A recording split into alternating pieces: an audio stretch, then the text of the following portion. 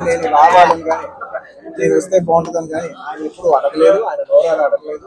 నేనే ఆయన చెప్పాను, రవి నాకు ఇలా రావాలని అన్నా కూడా ఆయన యూత్ బ్రదర్ మీకు ఇబ్బంది అవుతుంది అని ఆయన అన్నా కూడా ప్యూర్లీ నా కాలే. ఆయన వద్దన్నా కూడా అసలు ఎట్లా ఏం లేదు కదా, నాకు రావాలన్నా నాకు రావాలి.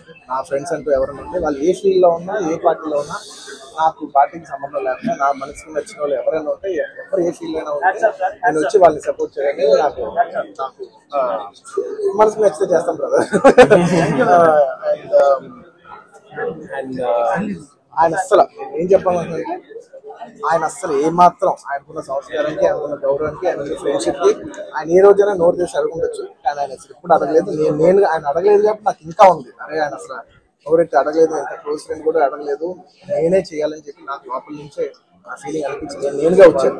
ఆయన కొంచెం అక్కర్లేదు బ్రదర్, మీరు ఇబ్బంది పడతారన్నా కూడా పర్లేదు బ్రదర్ నేను వస్తాను, నేనే ఆయన సపోర్ట్ చేద్దామని వచ్చాను. ఎందుకంటే ఈ 5 ఏళ్ళలో మేము మామూలుగా చాలా మంది చూస్తుంటాం కదా, 5 ఏళ్ళు మామూలుగా ఏదో ఫస్ట్ లో కొంచెం కనబడి ఏదో లాస్ట్ లో ఒక సంవత్సరం లాస్ట్ ఒక 6 నెలలో సంవత్సరం తిరుగుదాం అనే ఒక మైండ్ సెట్ ఉన్నారు.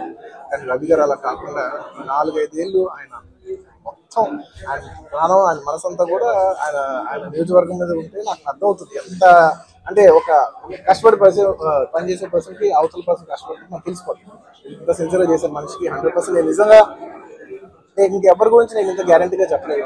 ఈ వ్యక్తి ఇంత కష్టపడ్డారు, నేను దగ్గర నుంచి కళ్ళారా చూశాను కాబట్టి నేను చెప్పలేదు. అలాంటి మా రవి గారు ఇలాంటి ఎన్నెన్నో విజయాలు సాధించాలని మనస్ఫూర్తిగా కోరుకుంటూ అండ్ అలాగే ప్రజలందరూ మంచి జరగాలని కోరుకుంటూ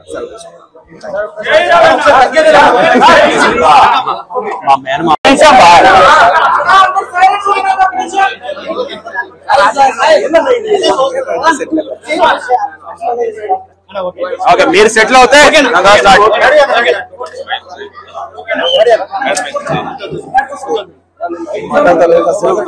మాట్లాడా చెప్పేసి అందరికీ నమస్కారం అండి.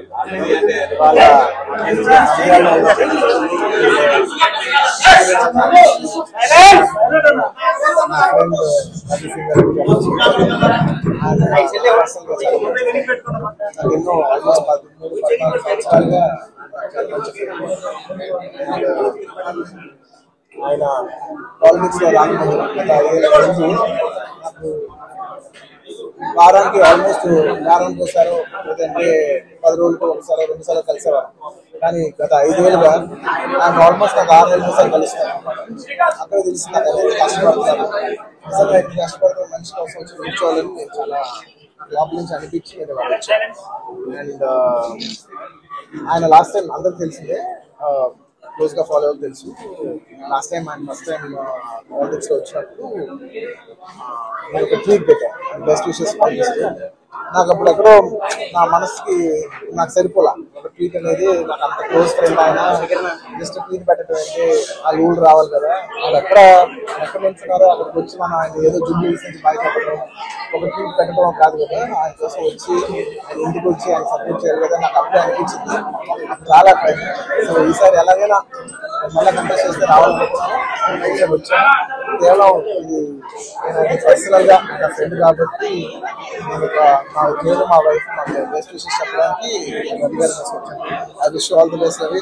మీరు 5 ఏళ్ళు చాలా కష్టపడ్డారు అండ్ మీరు కష్టపడే విధానం నా మనసు బాగా నచ్చి మిమ్మల్ని ఎలాగైనా సపోర్ట్ చేయాలని వచ్చాను. అంటే అంతకుముందు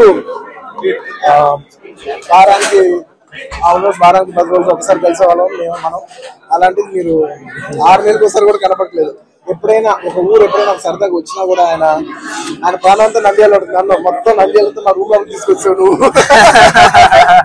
ఎప్పుడైతే మూడు. సో అంత కష్టపడే మనిషికి ఖచ్చితంగా విజయం సాధించాలని నేను మనస్ఫూర్తిగా కోరుకుంటూ ఆయనకి పొలిటికల్ కెరియర్ లో ఎన్నెన్ని మెట్లునో అవన్నీ ఆయన అచీవ్ చేయాలని, ఆయన అచీవ్ చేస్తే నేను చూసి పర్సనల్ భరిస్తాను.